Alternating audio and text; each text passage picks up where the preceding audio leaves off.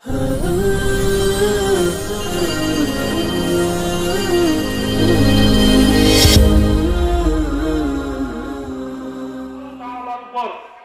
তাআলার উপর তাওয়াক্কুল করে আমি আমার আলোচনা যাচ্ছি। আল্লাহ যেন আমাকে কবুল আর মঞ্জুর করেন, আমিন বলেন। আমিন। তবে আল্লাহর হাবিব সাল্লাল্লাহু আলাইহি সাল্লাম বলেছেন, আমি একটা কথা শুরুতে বলে রাখি, আমি নবীজির সামনে যখন কথা বলবো, আল্লাহর হাবিব বলবো, আল্লাহর রাসূল বলবো, এই বলবো, মানে হযরত মুহাম্মদ সাল্লাল্লাহু আলাইহি ওয়াসাল্লাম নাম মোবারকটা একটু কম নেব। আমার ভয় হয় এই নাম মোবারকটা নিতে, না জানি কোন দিক থেকে আদবি হয়। আমি আমার উস্তাদ মাওলানা আব্দুল মতিন ফরিদপুরি সাহেব ছিলেন, তো ওনার কাছে শুনেছি, বা ওই ঢাকা আলিয়ার যে ভাইস প্রিন্সিপাল ছিলেন মাওলানা মিয়া মোহাম্মদ কাসিমি সাহেব, সুবহানাল্লাহ, মুফতি সাহেব ছিলেন মিয়া মোহাম্মদ কাসিমি, কত বড় বুজুর্গ ছিলেন। উনি কথা বলতে গিয়া বাংলা উর্দু মিশ্রিত কথা বলতেন, সরাসরি বাংলা বলতে পারতেন না। তো উনির মুখে একদিন শুনেছি, উনি বলেছেন যে কলমাটা কিন্তু আমরা যেইভাবে করি এইভাবে না। আমরা কিভাবে করি কলমা? লা ইলাহা ইল্লাল্লাহু মুহাম্মাদুর রাসূলুল্লাহ সাল্লাল্লাহু আলাইহি ওয়াসাল্লাম, আমরা এইভাবে করি না, কিন্তু কলমাটা এইভাবে না। তিনি বলছেন যে কলমাটা আল্লাহ মাহফুজের মধ্যে লেখা আছে এইভাবে, মুহাম্মাদুর রাসূলুল্লাহ লা ইলাহা ইল্লাল্লাহ, সুবহানাল্লাহ। কলমাটা এইভাবে লেখা, কিভাবে লেখা পর বলেন? মুহাম্মাদুর রাসূলুল্লাহ লা ইলাহা ইল্লাল্লাহ। তার কারণ হচ্ছে, তিনি বুঝাইয়া বলছেন, কারণ হচ্ছে এই, আল্লাহ পাক স্রষ্টা, রাসূল সৃষ্টি, আল্লাহ খালেক, রাসূল মাখলুক। জোরে কর্তৃক না বেটে? তো সৃষ্টি হওয়ার পরে, সৃষ্টি হয়ে কি রাসূল কিছু জানেন, কিছু শিখছেন?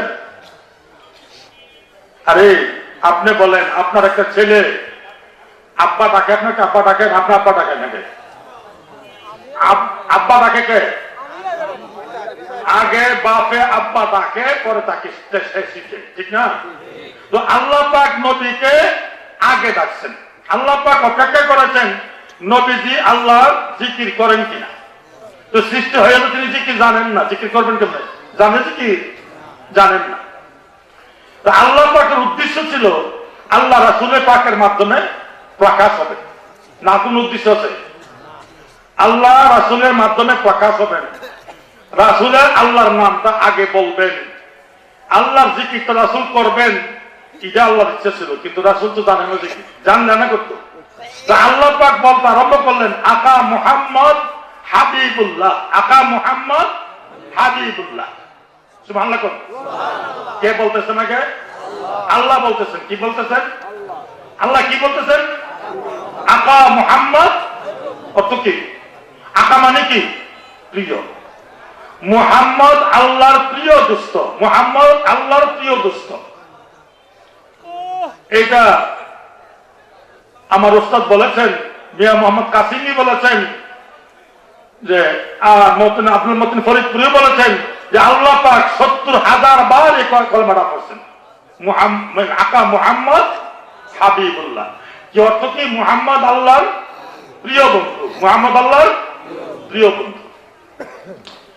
তখন নবীজি শুনতেছেন আর ভাবতেছেন যে এই যে বলতেছে আকা মুহাম্মদ হাবিবুল্লাহ, তাহলে একজন মুহাম্মদ, একজন আল্লাহ। তা আমি কি আল্লাহ, তিনি মুহাম্মদ? না তিনি আল্লাহ, আমি মুহাম্মদ?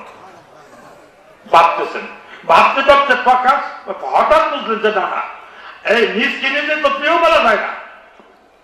তো উনি যখন প্রিয় বলতেছেন, তাহলে উনি আল্লাহ, আমি মুহাম্মদ, সুবহানাল্লাহ।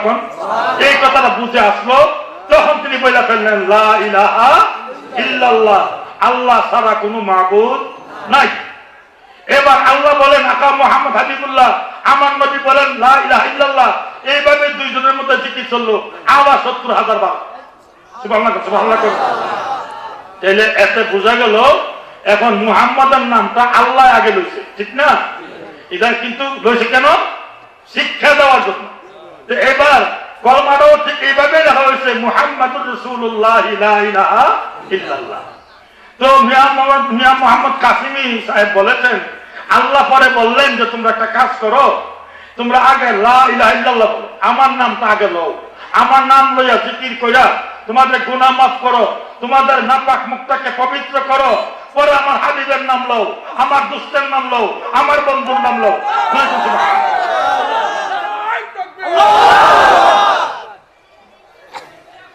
এই জন্য আমরা কলমাটা আগে লা ইলাহা ইল্লাল্লাহ করি, পরে মুহাম্মদ রাসূলুল্লাহ করি।